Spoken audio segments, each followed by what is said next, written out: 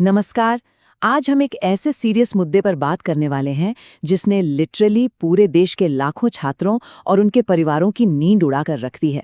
हम बात कर रहे हैं नीट यूजी 2026 के पेपर लीक की, एजेंसी की जवाबदेही की और सबसे जरूरी आगे के रास्ते की। आज की इस चर्चा में हम समझेंगे कि सरकार ने इस मैसिव पेपर लीक पर अब तक क्या एक्शन लिया है और इन नई घटनाओं का उन चिंतित माता-पिता और बच्चों के लिए क्या मतलब है जो इस वक्त एक गहरे असमंजस में फंसे हुए हैं। चलिए, बिना वक्त गंवाए सीधे इस मुद्दे की गहराई में चलते हैं। जरा सोचिए, उस वक्त कैसा लगता होगा जब किसी बच्चे की सालों की कड़ी मेहनत एक पल में सिस्टम की एक चूक की वजह से मिट्टी में मिल जाए। एक परिवार के नजरिए से देखें तो ये सिर्फ एक एग्जाम का पेपर नहीं है, राइट? ये सालों का सैक्रिफाइस है, कोचिंग की भारी भरकम फीस है, रात रात भर जागकर की गई पढ़ाई है और एक बेहतर भविष्य के सपनों का सवाल है। जब इतनी बड़ी और हाई स्टेक्स परीक्षा की पवित्रता भंग होती है तो पेरेंट्स और गार्डियंस जिस गहरे तनाव, अनिश्चितता और सदमे से गुजरते हैं उसकी कल्पना करना भी मुश्किल है। ये दर्द, ये निराशा इस पेपर लीक के बाद आज हर उस घर में दिखाई दे रही है जहां एक मेडिकल एस्पिरेंट बैठा है। अब जरा इस पूरे केओस की टाइमलाइन पर गौर करते हैं, जो इन परिवारों के लिए किसी निराशा भरी रोलर कोस्टर राइड से कम नहीं थी। 3 मई बच्चों ने पूरी उम्मीदों और तनाव के बीच नीट यूजी 2026 का एग्जाम दिया, लेकिन उसके बाद अफवाहों और चिंताओं का दौर शुरू हो गया। और ठीक 9 दिन बाद 12 मई को एक बड़ा झटका लगता है, एग्जाम ऑफिशियली कैंसिल कर दिया गया। ये फैसला तब आया जब इन्वेस्टिगेटिंग एजेंसीज ने पेपर लीक की उन शिकायतों को सच पाया।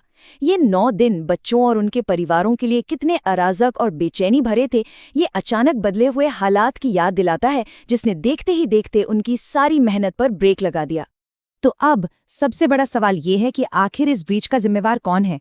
जवाब ढूंढने के लिए union education minister Dharmendra Pradhan जी ने कन्फर्म किया है कि सीबीआई की एक डिटेल्ड जांच शुरू हो चुकी है। सीबीआई इस पूरे घटनाक्रम की कड़ियों को जोड़ेगी, यानी इस कंप्लीट चेन ऑफ इवेंट्स की बारीकी से जांच करेगी। एक चिंतित पेरेंट के रूप में ये जानना बहुत जरूरी है कि जवाबदेही तय करने के लिए आखिर ठोस कदम उठाए जा रहे हैं। हर परिवार बस यही जानना चाहता है कि इतने बड़े सुरक्षा घेरे को किसने और कैसे तोड़ा। और सीबीआई की इस जांच से अकाउंटेबिलिटी तय होने की एक उम्मीद जरूर नजर आती है। अब आप सोच रहे होंगे कि इतनी टाइट सिक्योरिटी आखिर टूटी कैसे? एजुकेशन मिनिस्टर ने इस चूक के पीछे 2 सबसे बड़े थ्रेट्स की तरफ इशारा किया है, जिसने एग्जामिनेशन अथॉरिटीज के लिए चुनौतियां बहुत बढ़ा दी हैं। पहला, एडवांस टेक्नोलॉजी का गलत इस्तेमाल, और दूसरा, असामाजिक तत्व यानी एंटी सोशल एलिमेंट्स का इसमें शामिल होना। ये दोनों ही फैक्टर्स किसी भी परिवार के अंदर डर पैदा करने के लिए काफी हैं।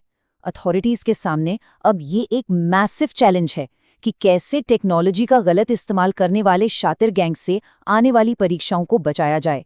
लेकिन यहाँ एक बहुत ही ऑब्वियस और बिल्कुल जायज़ फ्रस्ट्रेशन निकल कर आती है, जो शायद इस वक्त हर परिवार के दिमाग में सबसे ऊपर है। अगर सिस्टम बुरी तरह फेल हो गया तो वही एजेंसी अभी भी इंचार्ज क्यों है? ये वही स्केप्टिसिज्म है जो पेरेंट्स और बच्चे हर जगह जाहिर कर रहे हैं। जब नेशनल टेस्टिंग एजेंसी यानी एनटीए इतने बड़े एग्जाम को लीक होने से नहीं बचा पाई, तो दोबारा वही एनटीए इस परीक्षा को क्यों करवा रही है? लोगों का आक्रोश बिल्कुल जस्टिफाइबल लगता है, क्योंकि जब तक कंडक्ट करने वाली एजेंसी पर विश्वास नहीं होगा, तब तक किसी भी एग्जाम की निष्पक्षता पर सवाल तो उठेंगे ही। इस भारी विरोध पर सरकार का क्या स्टैंड है? Union education minister Dharmendra Pradhan जी ने इसका सीधा जवाब देते हुए क्लियरली कहा है, एजेंसी को खत्म करने का तो कोई सवाल ही नहीं है। किसी न किसी एजेंसी को तो एग्जाम कंडक्ट करना ही पड़ेगा। हमें बस बेहतर सुधार यानी बेटर रिफॉर्म्स लाने होंगे। तो बेसिकली सरकार का लॉजिक ये है कि एनटीए को पूरी तरह स्क्रैप कर देने से तात्कालिक हल नहीं निकलेगा। इसके बजाय मौजूदा सिस्टम की खामियों को ठीक करना और नए रिफॉर्म्स लाना ज्यादा जरूरी है। तो अब ये बेहतर रिफॉर्म्स आएंगे कहाँ से? यहाँ आती है द राधाकृष्णन कमेटी। अगर आपके घर में कोई आगे चलकर राष्ट्रीय स्तर की परीक्षा देने वाला है तो ये नाम आपको पता होना चाहिए। ये एक एक्सपर्ट ग्रुप है जिसे सरकार ने इस पूरे सिस्टम में आमूलचूल सुधार लाने की एक बहुत ही महत्वपूर्ण जिम्मेदारी सौंपी है। माता-पिता की निगाहें अब इस कमेटी की आने वाली सिफारिशों पर टिकी हैं, क्योंकि इन्हीं नए नियमों पर निर्भर करेगा कि आने वाले समय में टेस्ट टेकर्स के भविष्य को इन सिस्टम फेलियर से परमानेंटली कैसे बचाया जाएगा। इस राधाकृष्णन कमेटी का आखिर मैंडेट क्या है? इन्हें एक्चुअली करना क्या है? इनके 3 बहुत ही क्लियर गोल्स हैं। पहला, एग्जाम्स में बहुत ज़्यादा ट्रांसपेरेंसी लागू करना। दूसरा, इन नेशनल लेवल एंट्रेंस एग्जाम्स की सिक्योरिटी को इतना रिगरस बनाना कि कोई उसमें छेद ना कर सके। और तीसरा, ऐसे स्ट्रिक्ट प्रिवेंटिव मेजर्स लाना जिससे आगे कभी पेपर लीक जैसी स्थिति पैदा ही ना हो।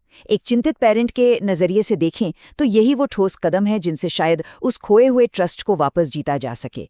सरकार इन्हीं सिफारिशों के जरिए एक ऐसा फेल सेफ एनवायरनमेंट बनाना चाहती है जिस पर परिवार वापस भरोसा कर सके। ओके, पॉलिसीज और कमिटीज अपनी जगह हैं, पर अब लॉजिस्टिक्स की बात करते हैं। चलिए उन ठोस एक्शनेबल डेट्स पर आते हैं जो हर स्टूडेंट और उनके गार्डियन को अभी मार्क कर लेनी चाहिए। आगे का रोड मैप कुछ इस तरह है। स्टेप 1, 14 जून को नए एडमिट कार्ड्स रिलीज किए जाएंगे। और स्टेप 2, 21 जून को नीट यूजी 2026 की री एग्जामिनेशन होगी। ये तारीखें बहुत ही नज़दीक हैं। इसका सीधा मतलब ये है कि बच्चों को अपने भटके हुए ध्यान को वापस किताबों पर लाना होगा और परिवारों को इस बेहद मुश्किल घड़ी में उन्हें सपोर्ट करना होगा। ये प्रैक्टिकल जानकारी अभी आगे बढ़ने के लिए सबसे क्रूशियल है। इस पूरी चर्चा को समेटते हुए एक आखिरी लेकिन सबसे बड़ा सवाल वही खड़ा रहता है, क्या ये नई कमिटीज और ये स्ट्रक्चरल और सिक्योरिटी रिफॉर्म्स उन परिवारों का विश्वास स्थायी रूप से बहाल करने के लिए काफी होंगे? परिवारों का गुस्सा, उनकी थकान और आशंकाएं बिल्कुल वास्तविक हैं। सीबीआई जांच और नए नियम अपनी जगह ठीक हैं, पर क्या आने वाले समय में सच में ऐसे सख्त कदम जमीन पर उतरेंगे कि कोई भी असामाजिक तत्व उन बच्चों के फ्यूचर से दोबारा खिलवाड़ ना कर सके? ये एक ऐसा सवाल है जिसके बारे में हम सबको सोचना होगा। आज की इस डीपली इंपॉर्टेंट चर्चा में मेरे साथ जुड़े रहने के लिए बहुत बहुत धन्यवाद।